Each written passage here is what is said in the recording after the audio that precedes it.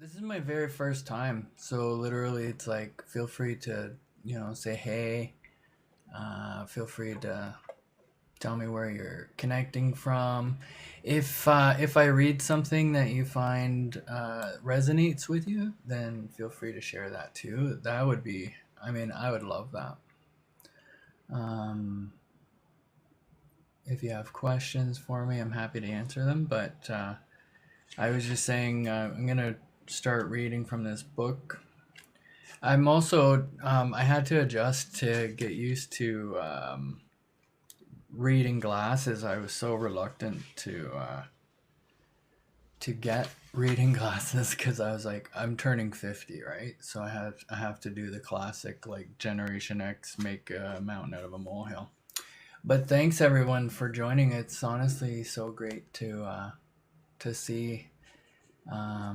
So I'm gonna just start reading from this. I'm gonna read a bit, and then what I'll do is I'll look to see if anybody's left a question. But if I miss something, please just let me know.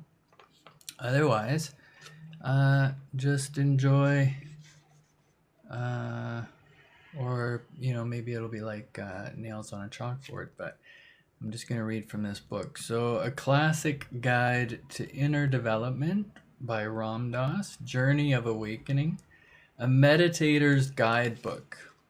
Um, the back cover says, everyone has experienced a moment of pure awareness, a moment without thinking. I am aware, or that is a tree. Such moments bring a sense of rightness, of clarity, of being at one. Such moments are the essence of meditation, and that's a quote by Ram Dass. Journey of Awakening. Ram Dass is an American psychologist and spiritual teacher who has studied and practiced meditation for many years. Here he shares his understanding and explores the many paths of meditation, from mantra, prayer, singing, visualization, and just sitting, to movement meditation such as Tai Chi, and suggests how you can find a method suitable for you. He illuminates the stages and benefits of meditative practice and provides wise and often humorous advice on overcoming difficulties along the way. This revised edition also contains the most complete directory available anywhere of retreat centers and groups that teach meditation in the United States and Canada. So again, this is just a book. This is proof I can read books. And there's plenty of online information to lead people to more information. So it's just a guy with a beard reading a book. Happy to see everybody. Feel free to say hey and let me know where you're joining from in the chat box. Gotta stay hydrated. If my voice is shaky, it's because it is. I don't know why. All right. So, an integrity in my being. The inner experiences of these past years have changed the perception and meaning of the daily events of my life. Achievement, sexual desire, anger, boredom, pleasure, money, relationships, work, and play. I no longer feel that one part of me is fighting another. I experience any integrity in my being that includes the deepest as well as the most superficial. More of the time, the moment, no matter what I'm doing, is permeated with space, peace, equanimity, joy, and lightness. In this book, as in my others, I have attempted to share what I have found. Very cool. It's by Bantam Books. Ask your bookseller for the books you may have missed.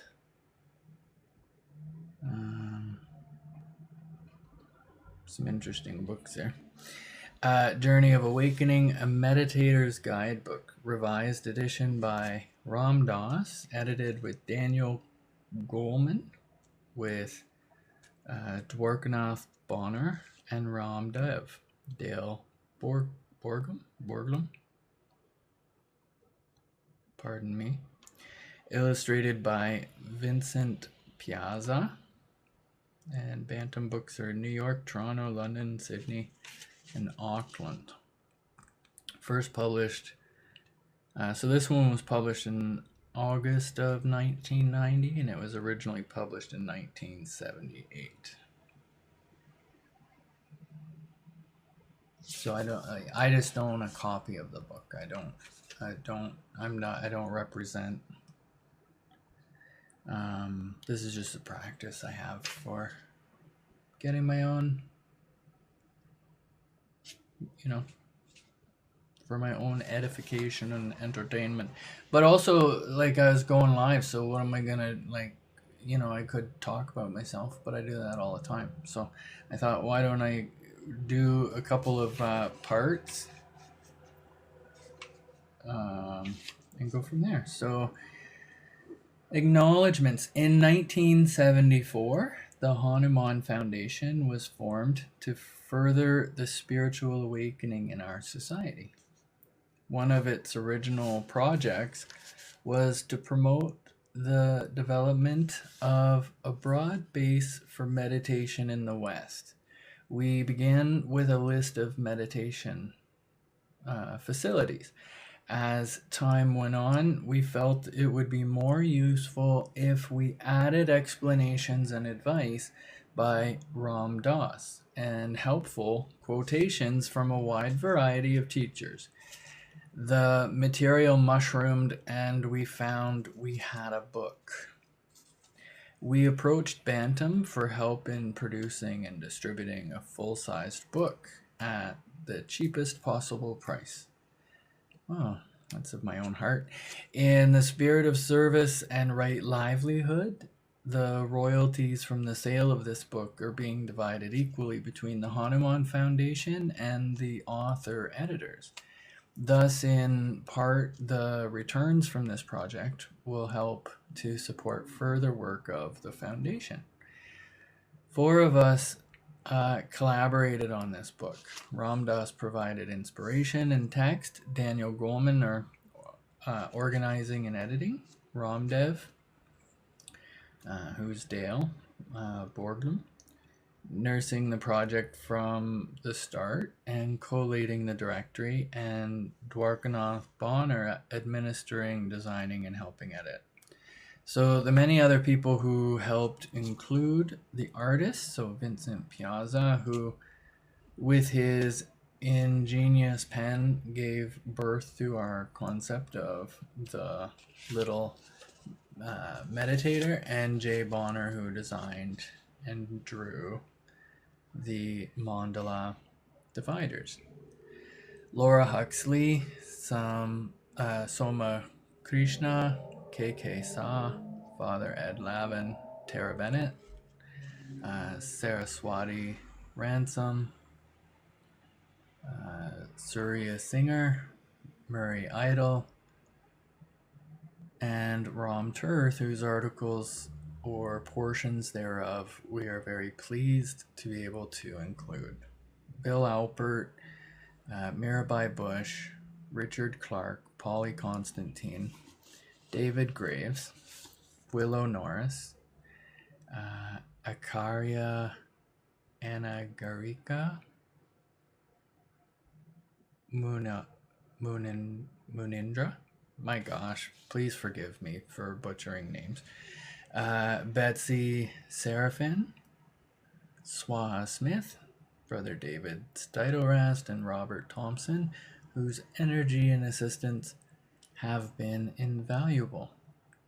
Lakshmi, Gail, Malloy, who did several stages of typing with great patience and good cheer, and Cecilia C.C. Hunt, our editor at Bantam, who helped us focus the book and gave us plenty of space in which to play. And the many people who have permitted quotations to be used throughout the book, including Richard Clark and Whittle and Perry. A few of the quotations have come from secondary sources. The original sources were unknown to us, so we left them out. We hope that you will pardon any lack of scriptural scholarship and appreciate nevertheless the transmission or transmutation. For us, the preparation of this book has itself been a meditation. It has been permeated from the outset with the love and spiritual purpose that we have come to know and treasure through our guru, Neem Karoli Baba. We offer it to you as an invitation to join in the feast, and that's Ram Dass, Daniel Goleman, Ramdev, and Dwarkanath Bonner. And the cool thing is, I think if you go to ramdas.org, you'll see some of these names with like a ton of free material that you can check out. So just want to say hey to everybody who has joined, and if you joined and you left, thank you for sticking around. This is my very first like going live, so I'm just like, going with the flow, but I thought, well, I have a practice of reading. And my goal was to get through the intro. Part 1 is getting your bearings, the flow and thought prison, and the game of awakening, and then relative realities. So far I've read the front and back. And my goal is to get through at least to the game of awakening, so finishing up thought prison. But welcome everyone, so glad to see you. If any of it resonates, feel free to share. If you have questions or thoughts, let me know. I can try to follow up with information.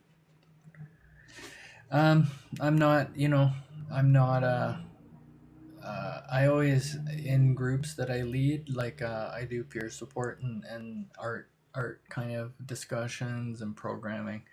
And I always say, like, even though I look like the kind of guy who's on the verge of starting a cult or a commune, like, it's, I'm just a person, right? So this isn't to, it's just an offering. It's just how I'm spending this time right now. Being Saturday, January 31st at 2:50 p.m. Eastern Standard Time. So, all right, let's start with the introduction. So if you have anything, like, honestly, you want to share, feel free to put it in the chat. Feel free to reach out to me, and we can discuss it in another way. So, introduction. From the book Ram Dass Journey of Awakening, a Meditator's Guidebook. When we make it in our society and then don't feel good inside, happy, at peace with ourselves, we're confused. As we strive for external security and success, we anticipate that the pot of gold at the end of the rainbow will not only look good, but make us feel good. If it doesn't, we conclude that there is something wrong with us, that we need to adjust. The assumption is that an adjusted being would be happy with success. But success usually turns out not to be enough to make us happy. And the therapeutic couch isn't necessarily appropriate for what ails us. Disillusioned by the hollowness of success, some of us have sought fulfillment in revolution, others in dropping out, and others in trying to milk more and more gratification from our environment. And some of us have sought a solution to our problems in other cultures, philosophies, or religions. For me, this search took me from being a psychology professor at Harvard University through experimentation with LSD and other psychedelics, and finally to the Himalayas in India. There I came to understand that I would have to approach my inner being directly to find a lasting answer. Meditation has been the best way to do this. So there are innumerable meditative techniques deriving from many philosophies and religions. Over the past years, I have sought training in and practiced a variety of these, and have profited greatly from each. The inner experiences of these past years have changed the perception and meaning of the daily events of my life. Achievement, sexual desire, anger, boredom, pleasure, money, relationships, work, and play. I no longer feel that one part of me is fighting another. I experience an integrity in my being that includes the deepest as well as the most superficial. More of the time, the moment, no matter what I'm doing, is permeated with space, peace, equanimity, joy, and lightness. In this book, as in my others, I have attempted to share what I have found. In the final analysis, what has been found is simple. The challenge is to say it simply. I hope you will find this book to be of use. Ram Dass. So yeah, I just to give a little insight as to why I have this book, or why I find it interesting, or why I'm reading it now. I discovered Ram Dass quite by accident in 2019, at the end of 2019. But that was when he passed away. And so there was kind of like a movement to sort of share his legacy. And so there's a podcaster, and he's part of an organization called the Love, Serve, Remember Foundation, and he goes by the name Raghu Marcus. But he started out as a Montreal broadcaster working in radio. And so it was part of knowing Ram Dass or Richard Alpert back in the day when he launched his journey of his own. And so it was just kind of cool to like listen to that podcast. But there was something about the way that Ram Dass speaks that I can't even explain it now. But it was like I was waiting to find out what he was wrong about, so to speak. That was the energy that I was bringing to it. But everything that he shared, and the way that he shared it, and the way that his friends spoke of him, like, it just felt right. And so that became like a podcast of his lectures, became a tool that I would use to soothe myself, to be calm, to be able to try to focus my brain, my overthinking, my overthought brain, right? And so that's kind of the magic of communication, and of being of service, and just speaking to what you've learned, and sharing where you've learned it, right? So anyway, welcome to everybody who's joined. It's so great to see people joining, and whether it's I don't know. Who knows why you're joining? If you want to share, feel free. I'm going to just check the chat box to see if anybody left a question or... my God. Oh, some of these names are pretty freaking cool. And yet... and yet frightening. I'm really dry.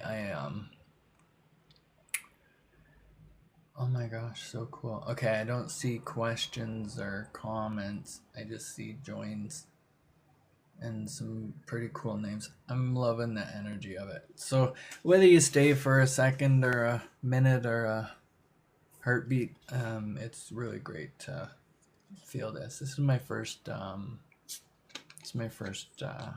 live. I'm teaching myself. It's like technology is rapidly changing and I'm turning 50. I thought technology hated me when I turned 40. I thought,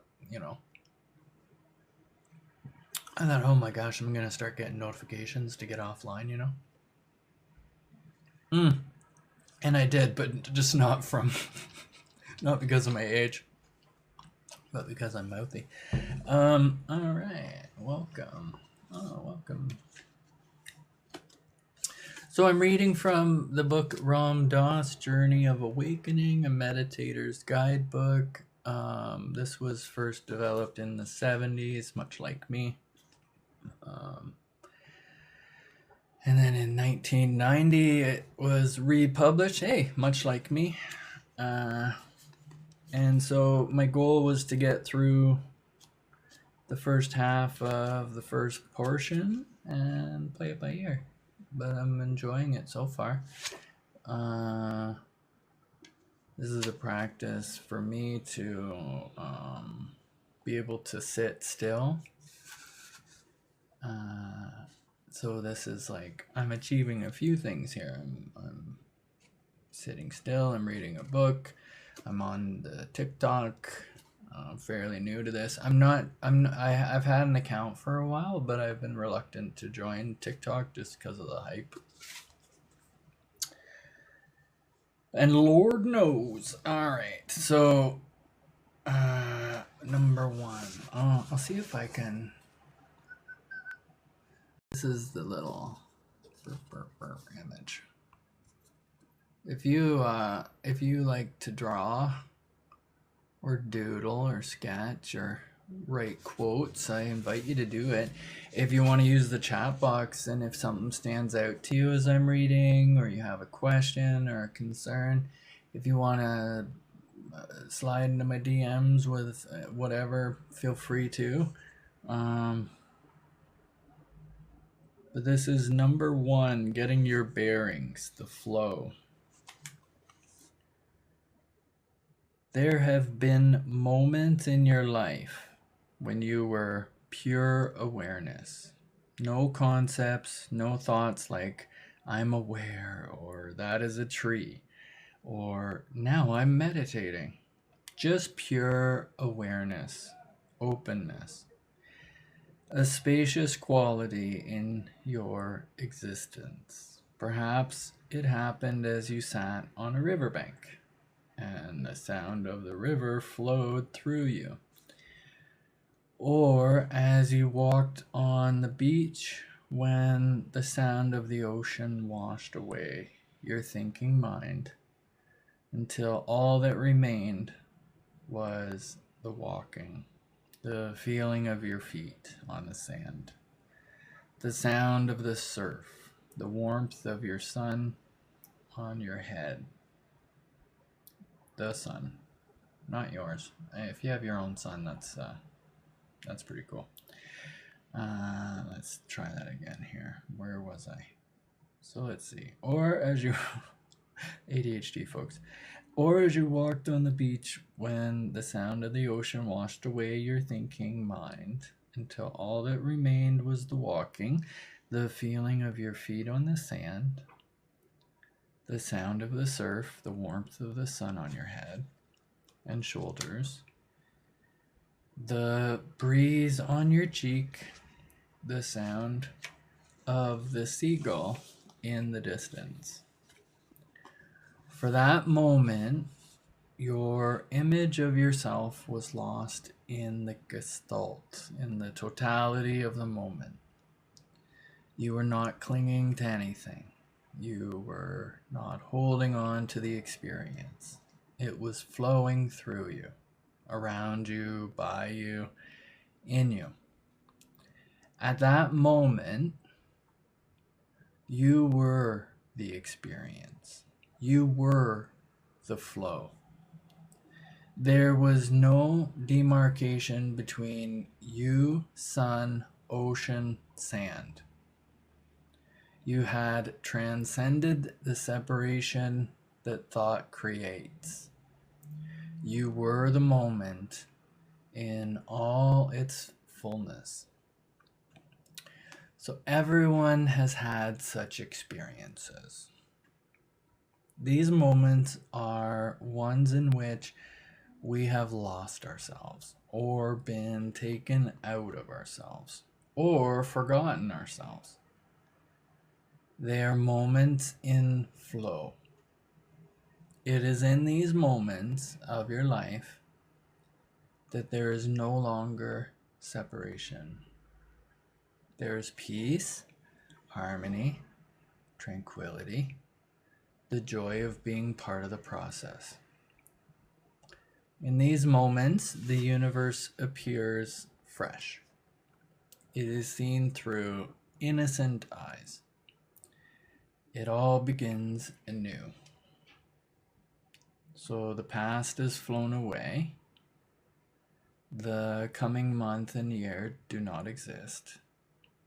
And ours only is the present's tiny point. That's by Shabastari, The Secret Rose Garden of Sad-Uddin Mahmud Shabastari. We try so hard to overcome the separateness, more intimacy, more rubbing of bodies, more exchanging of ideas, but always it's as if you're yelling out of your room and I'm yelling out of mine. Even trying to get out of the room invests the room with a reality. Who am I? The room that is mind built. We spend so much effort to get out of something that didn't exist until we created it. Something that is gone in a moment. We've all had moments when there was no room, but we freaked or explained it away, ignored it, or let it pass by. A moment, the moment of orgasm, the moment by the ocean when there's just the wave, the moment of being in love, the moment of crisis when we forget ourselves and do just what is needed. We each come out again and again. We turn back, we each come out again and again. We turn and look and realize we're out and panic. We run back in the room, close the door, panting heavily. Now I know where I am. I'm back home, safe. No matter how squalid the room is, no matter how unmade the bed, no matter how many bugs are crawling around the kitchen, it's safe. I'll show you the image.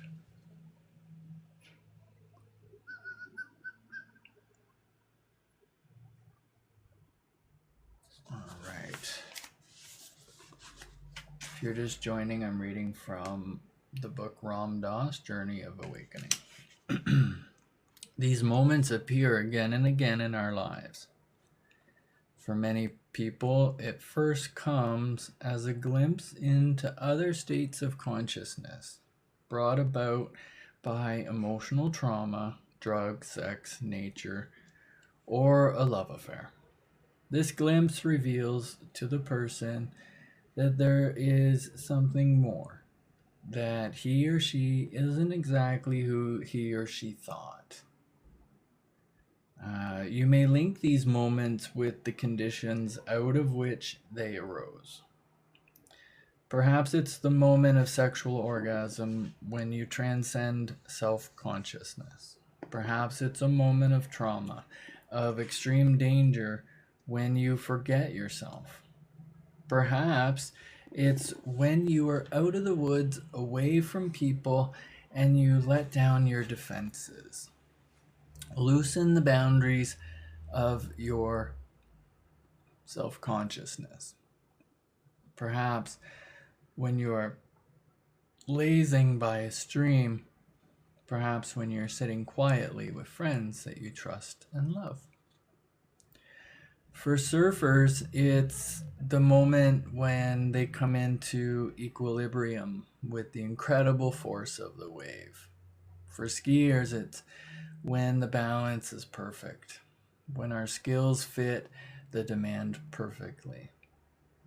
Then there's no anxiety. Then we've proved ourselves. There's nothing left to do. In that moment, our awareness expands. And I'll show you the image.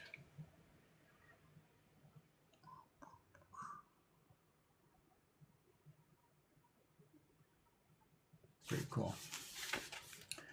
These moments bring a sense of rightness, of total perfection, of being at one-ment, of clarity, of being intimately involved with everything around you, and being free of the tension self-conscious thought brings. But you mistakenly identify the moment with the vehicle. You cling to these situations, you keep going back to them to recreate those moments, but you needn't cling to the situations that have triggered them in the past. These moments of flow can happen anywhere, anytime. Throughout life, each of us has had many of these moments. They are ephemeral, but such moments are the essence of meditation. So what concerns us in this book are the practices that increase these meditative moments in your life, until ultimately your entire life is meditation in action. Then all of your acts are part of the flow of the universe. So why meditate? To live in the moment, to dwell in the harmony of things, to awaken.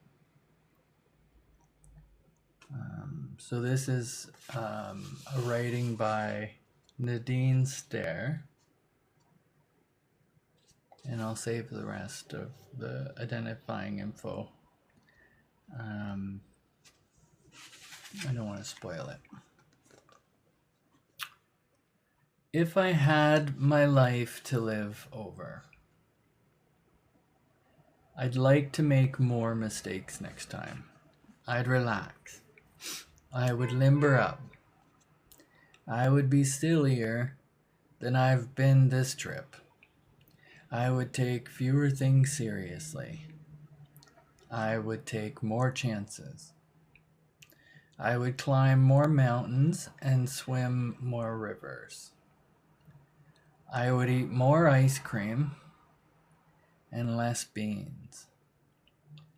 I would perhaps have more actual troubles, but I'd have fewer imaginary ones. You see, I'm one of those people who live sensibly and sanely, hour after hour, day after day. Oh, I've had my moments, and if I had to do it over again, I'd have more of them. In fact, I'd try to have nothing else, just moments, one after another, instead of living so many years ahead of each day. I've been one of those persons who never goes anywhere without a thermometer, a hot water bottle, a raincoat, and a parachute.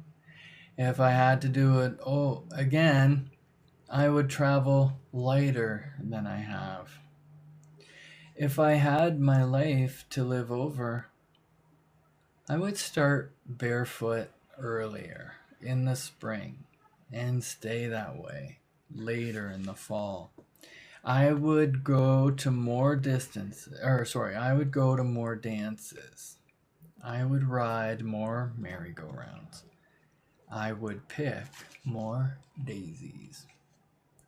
So that was Nadine Stair, and it says 85 years old. Louisville, Kentucky. And it says relax. And then the next part is this image. It says thought prison. Welcome to everybody. So good to see you. Thanks for the hearts and the likes. I just want to make sure that nobody's trying to leave a message, or feel free to say hey, feel free to share, feel free to send a message if something resonates. Just reading from the book Ram Dass, Journey of Awakening. And my goal was to get up to this next part, which includes Thought Prison, and then I'll probably save the other two pieces, the Game of Awakening and Relative Realities, for another time.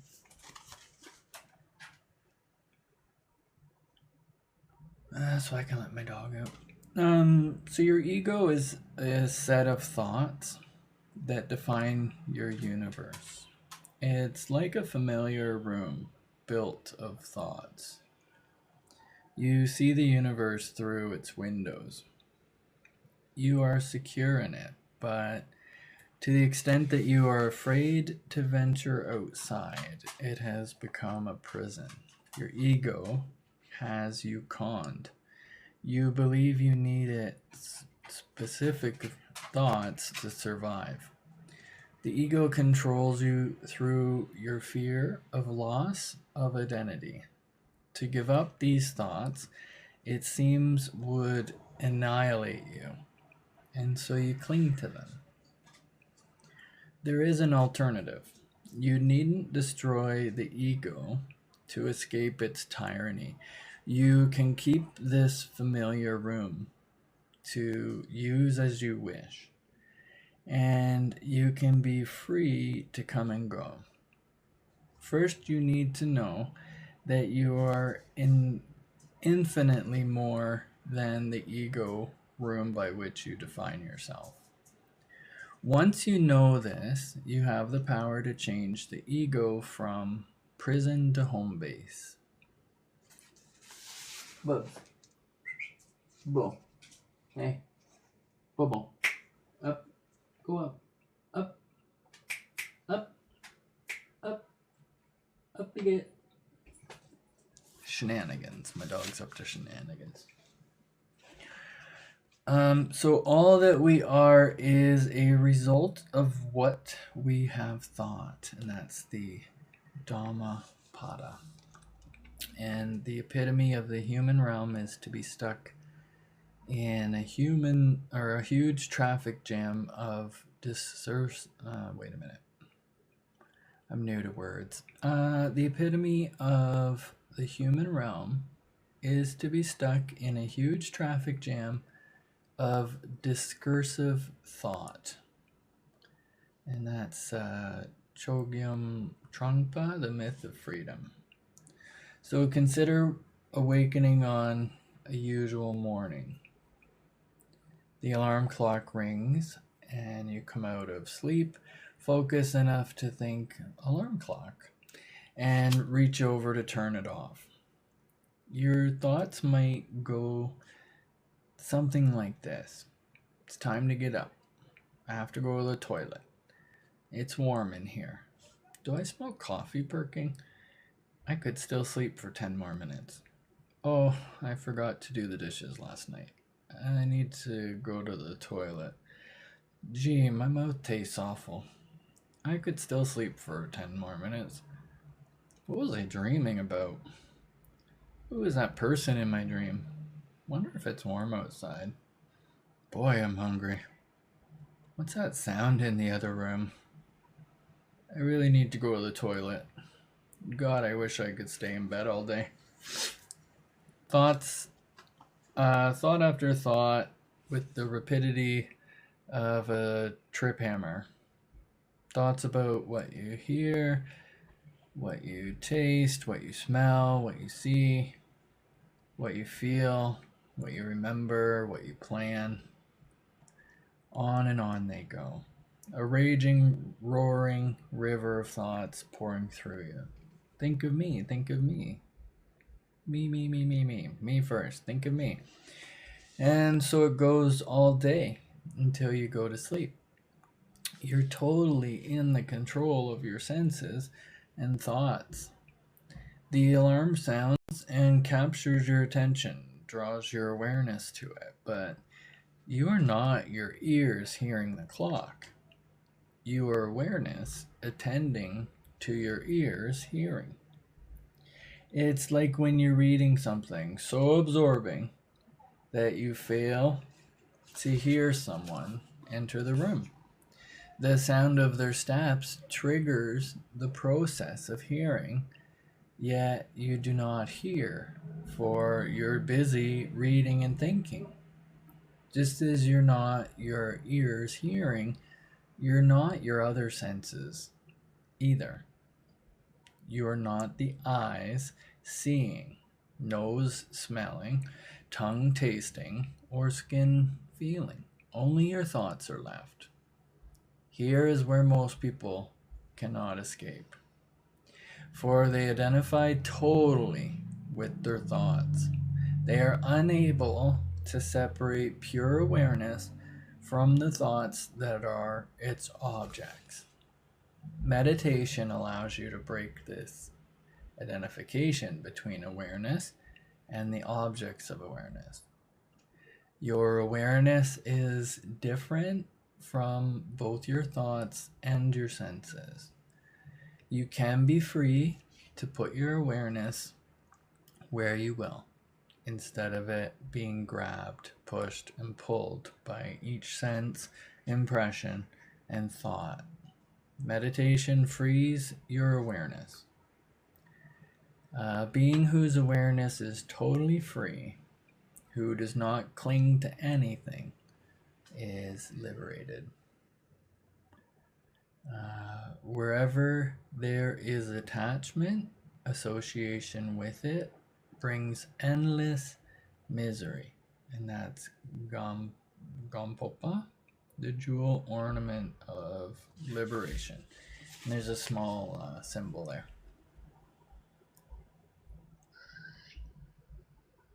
There it is.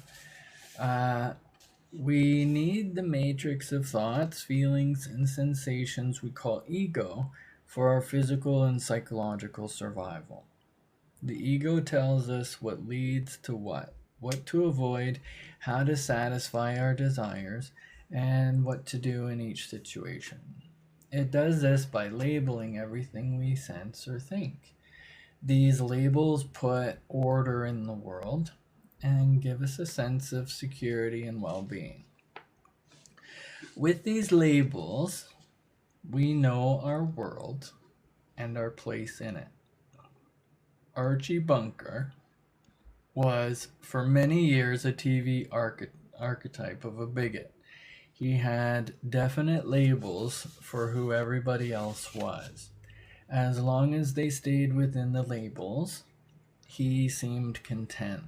When the world refused to fit his labels, when the black turned out to be a corporation vice president or his doctor a woman, Archie's world collapsed.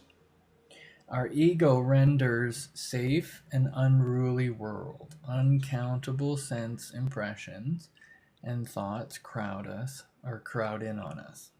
So that without the ego to filter out irrelevant information, we would be inundated, overwhelmed, and ultimately destroyed by the overload. Or so it seems. The ego has convinced us that we need it. Not only that we need it, but that we are it. I am the body. I am my personality. I am my neuroses. I am angry. I am depressed. I'm a good person. I'm sincere. I seek truth. I'm a lazy slob. Definition after definition. Room after room. Some are in a high rise apartment, or some are in high rise apartments. I'm very important. Some are on the fringe of the city just hanging out. Meditation raises the question, who are we really? If we are the same as our ego, then if we open up the ego's filters and overwhelm it, we shall be drowned. If, on the other hand, we are not exclusively what the ego defines us to be, then the removal of the ego's filters may not be such a great threat. It may actually mean our liberation. But as long as the ego calls the shots, we can never become more than what it says. Like a dictator, it offers us paternalistic security at the expense of our freedom. We may ask how we could survive without our ego. Don't worry, it doesn't disappear. We can learn to venture beyond it, though. The ego is there as our servant. Our room is there. We can always go in and use it like an office when we need to be efficient. But the door can be left open so that we can always walk out. Oh. So there's the door. Outside, there is flow, no definition. We don't have to be thinking all the time about who we are. The tree is not saying I'm a tree, I'm a tree, I'm an elm, I'm an oak, I'm an elm. It's just being an elm. Why couldn't we have the same harmonious relationship to the universe as the elm does? The elm is harmonious whether it's a seed or a little sapling, or a huge elm or a rotting dead tree. Not us. We fight the flow. We think, I gotta stay young, or it's horrible, or I don't dare. That stops the flow. The intelligent man who is proud of his intelligence is like the condemned man who is proud of his large cell. That's by Simone Weil. Simone Weil, A Life. If your mind is empty, it is always ready for anything. It is open to everything. In the beginner's mind, there are so many possibilities. In the expert's mind, there are few. And that is Shunryu Suzuki, Zen Mind, Beginner's Mind. Initially, most people choose to meditate out of curiosity or to relieve psychological pain, increase pleasure, or enhance power. The goal of all these motives is to strengthen the ego. For as the ego gets more comfortable, happy, and powerful, its prison walls thicken. The ego's motives do not allow examination of the ego itself, nor allow insight that the ego is your prison.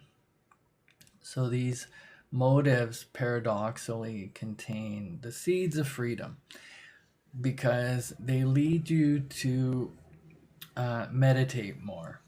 Meditation makes you more calm and quiet. And in this new stillness, other motives, deeper motives, arise for going further into meditation. As your meditation develops beyond the level of ego payoffs, the prison walls begin to crack. You might think of these deeper motives in many ways. So, to answer the question, who am I?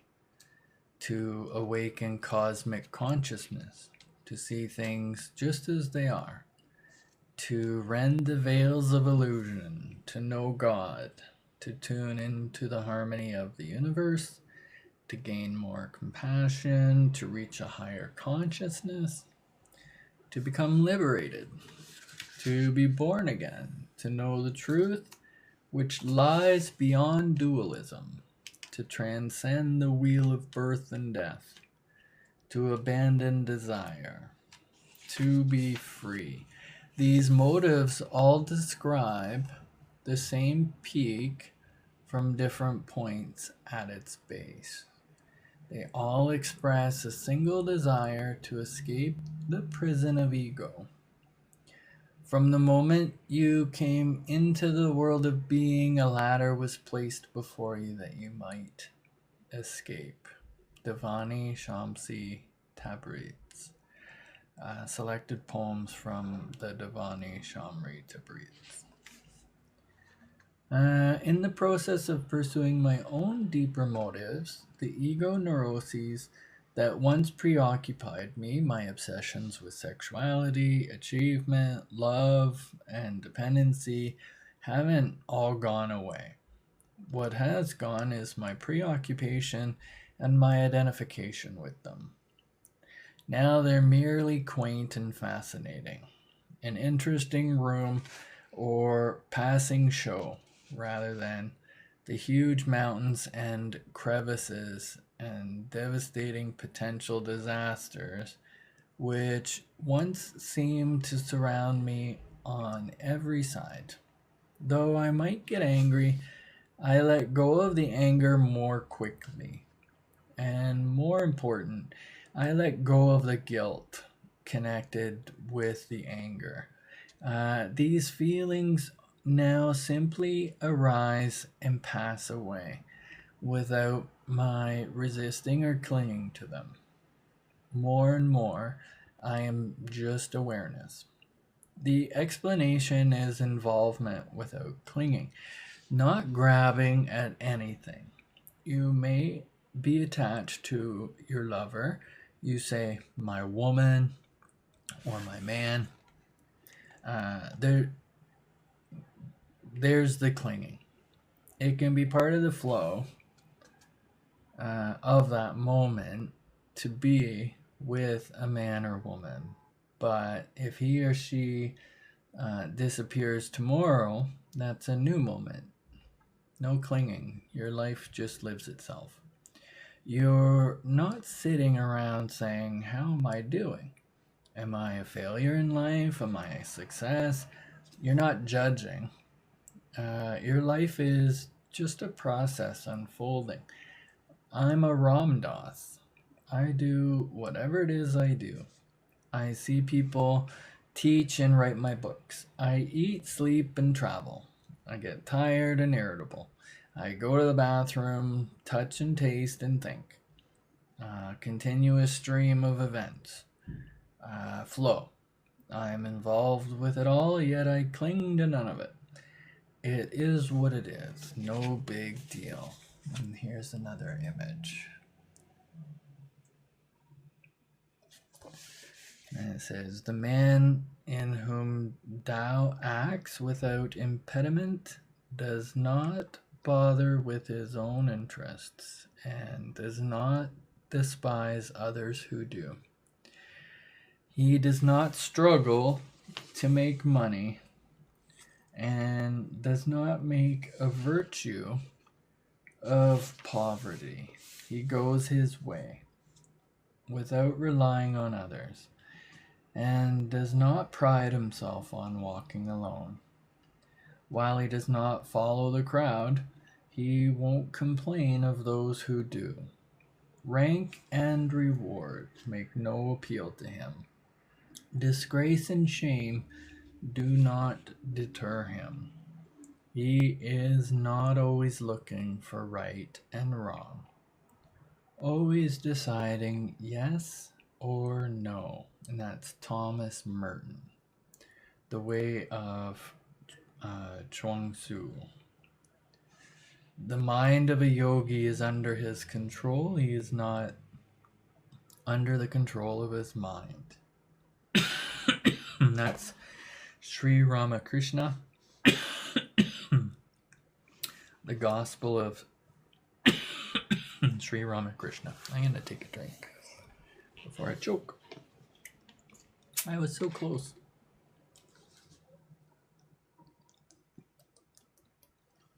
All right.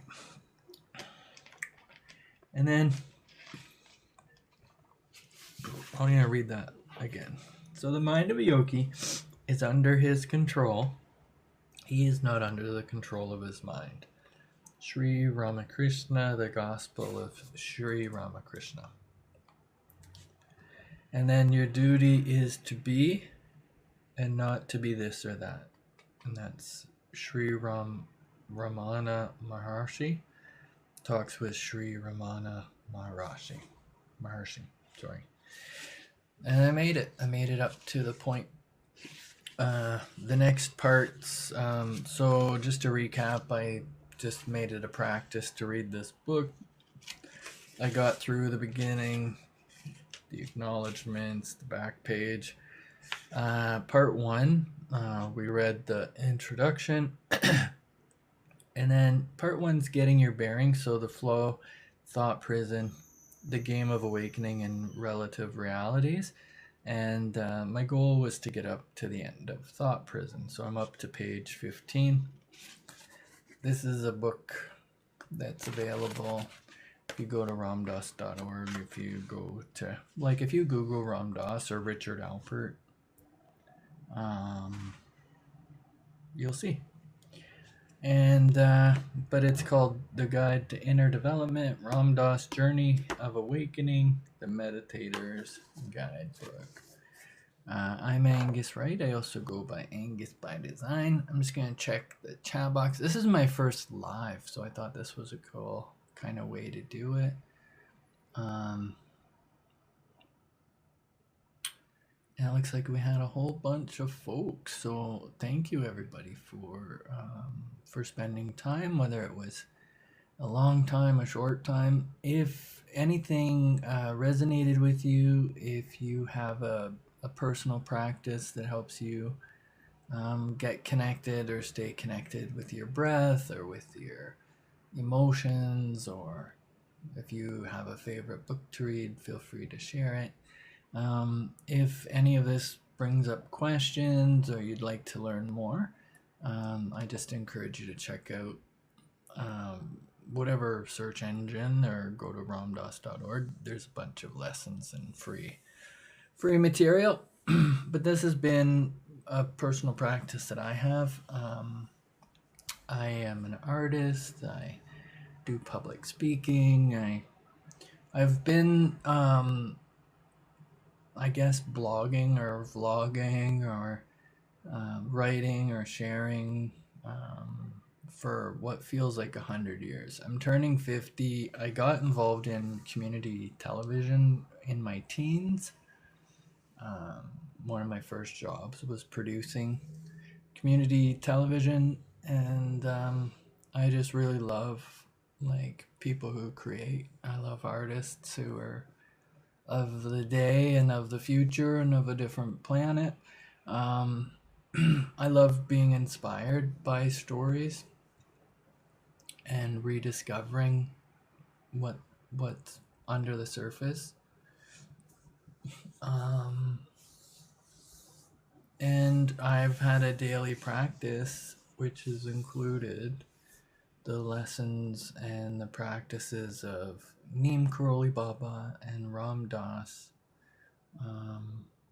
And I'm a lifelong volunteer and stuff like that. So I recently started a practice. I've had these books forever, but due to my life living itself, um, I haven't always had access to sit still. But in December, late December, I committed to a personal practice to read a chapter a day. And I did that up until the beginning of this month, when being an adult had to kick in and I had to support my mom in leaving the body and transitioning to the next stage of life, which was timely because a lot of the practice I've had over the last 5 years has gone towards supporting my mom and supporting me, supporting others in community. So I'll just mention, like, if you see my description, you'll see a bunch of letters after my name. Those are just fun little letters to say that I have a real passion for learning through the lived experience of people. And so Ram Dass, Richard Alpert, he was part of the culture back in the 60s and 70s. And his life body work has been shared all over the world and continues to be shared and continues to be built upon.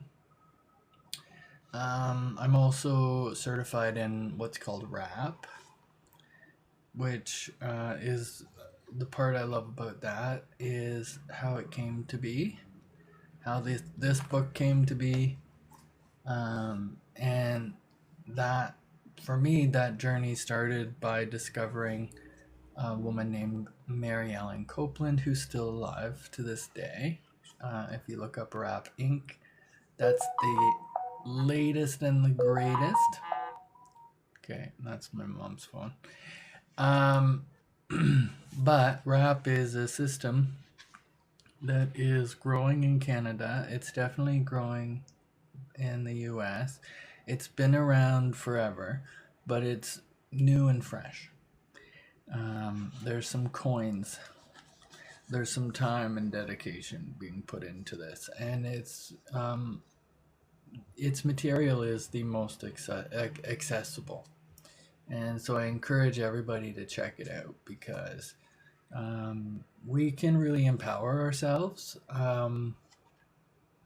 by learning our stories, what is strong within us, and then putting time in to help others and to learn in community, and then becoming certified so that we can help shape the future, right? That's exciting. But so this book is Family Rap. I'm an advanced level facilitator of it, which means I can train people to show it to people to do the thing. But I've also put in enough time and effort to modeling the idea of it. But just to give you an idea, so this is essentially in Canada, in Ontario, where I am. It could vary province to province. It certainly varies state to state, but here we call it a personal attorney for care. These are people that we can get to support us, and we can provide them with information of what we want. In the US, I think it's like guardian, or I forget what the term is in the US, but again, it varies state by state. So this is stuff that I can help lead people to if they have a question about how it works in their states. But this is something, it's a program where we get to kind of explore ourselves, and we explore ourselves through what we're already doing. But in this case, it's used to sort of do it in collaboration with, at the same time as considering our families, right? And that can be family of choice, it can be family at work, chosen family. But it covers off like key concepts of recovery, values and ethics, comfort agreements or safety plans, wellness toolboxes, and then really just all different components of building a crisis plan or an advanced directive, being able to communicate. And one of the reasons why I'm very passionate about this was because, it was really through handing my mom a book five years ago, um, and taking a chance, jumping out of the proverbial airplane together, because we both experienced life how we experienced it. We hadn't really known each other, and if you knew my mom,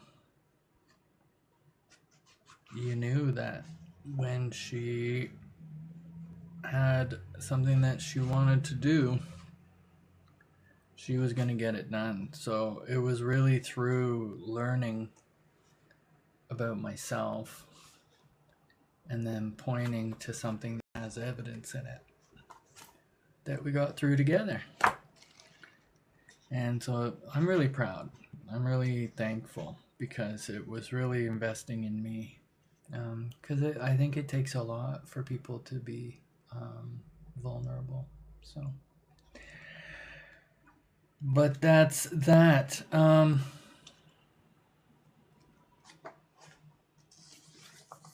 So that's me. If you have any questions, I'm gonna leave it at that. That's like 1 hour and 11 minutes. I'll probably wrap up 1 hour and 15 minutes. Next time I read, I'll get through the next 2 parts of that first part, and then maybe I'll talk about the personal bill of rights, because we live in a world where it's all about our rights, but sometimes it's about knowing, and sometimes it's not even about the bigger picture or what's out there or what's in the what we're witnessing online or in conversations. Sometimes it's just about reflecting and seeing, right, in our own eye, and then taking it in and finding a way to cultivate a sense. And that's what helped me. So, anyway, thank you, everybody. It's been great. Stay in touch.